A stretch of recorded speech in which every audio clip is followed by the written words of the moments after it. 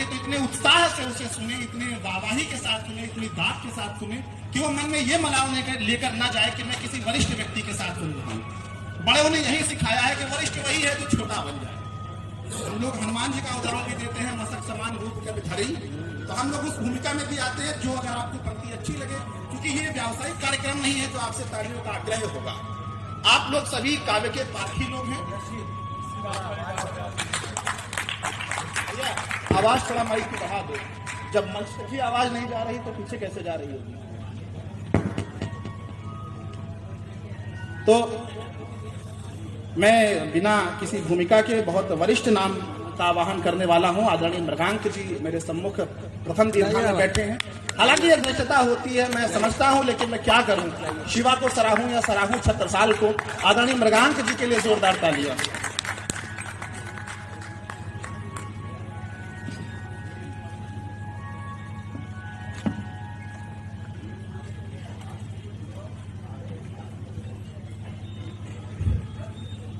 माँ शारदे को नमन, मंच को मेरा नमन वंदन, सभी कवियों एवं श्रोताओं को मेरा नमन वंदन।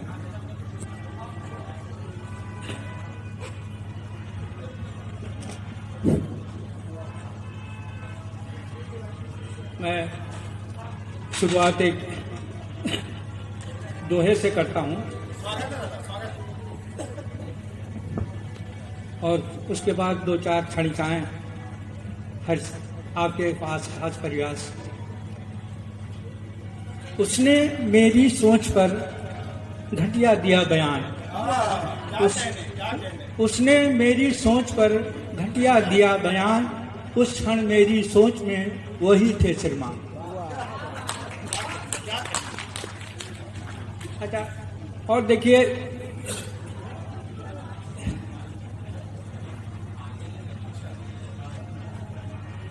एक और चार पंक्तियां पति की औकात की। तो सभी पति अपनी औकात जानते हैं, परंतु उदाहरण से जो है कुछ ज्यादा समझ में आता है। तो देखिए चार पंक्तियां। चाय की चुस्की लेते लेते पत से कीमती कप गिर गया।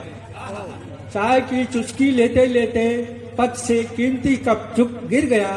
पत्नी की उपस्थिति के कारण पत बेहद सहम गया। पत ने पाया कब टूटा न था, बोला हैं बच गया। बोला हैं बच गया। तब डांट कर पत्नी बोली, बच गया नहीं बच गए। और बच गए, कप तोड़ने वाला भी, गिराने वाला भी, और देखिए चार पंक्तियां।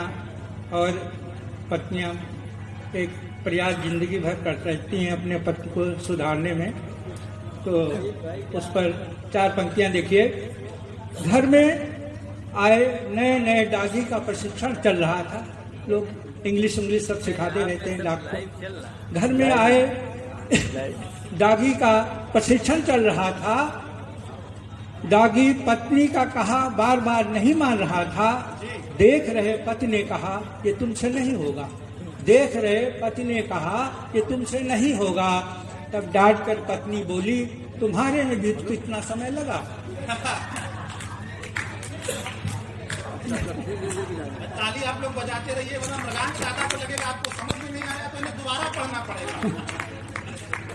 और देखिए मनोचिकित्सक और पत्नी।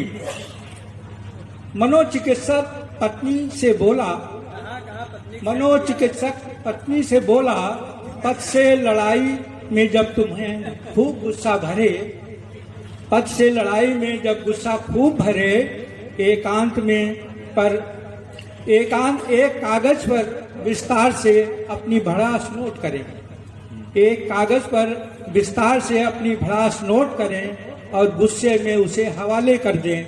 तब शांत हो पत्नी ने बोला, फिर कागज का क्या करें।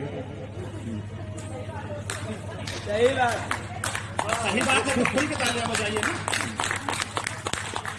और देखिए लोग हंसी में किसी का मजाक बनाते हैं, किसी को लल्लू किसी को पप्पू कहने लगते हैं। तो चार पंक्तियां देखिए। अगर तुम्हें लल्लू पप्पू पुकारे लोग कई, अगर तुम्हें लल्लू पप्पू पुकारे लोग कई, गुस्सा बिल्कुल होने की जरूरत नहीं है। गुस्सा होने की जरूरत नहीं है भाई, एकांत में ध्यान से सोचो जरा, एकांत में ध्यान से सोचो जरा, आखिर ये बात लीक कैसे हुई। और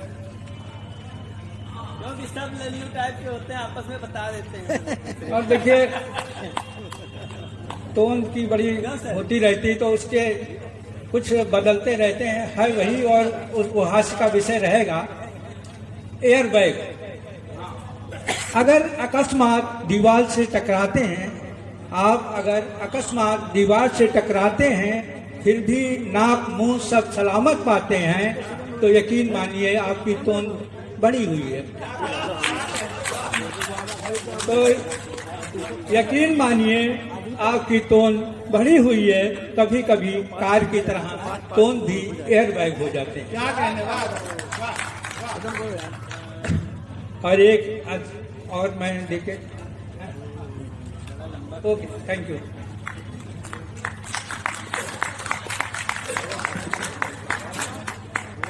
राह के पत्थर को चकनाचूर होना चाहिए, वार चाहे एक हो भरपूर होना चाहिए।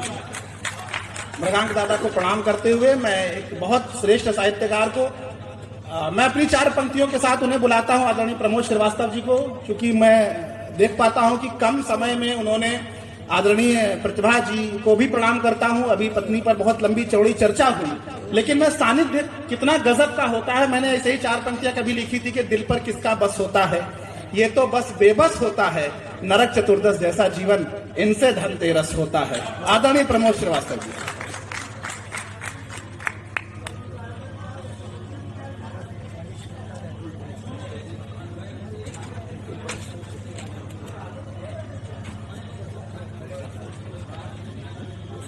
मास्टर जी को प्रणाम। स्वागत है। सभी श्रोताओं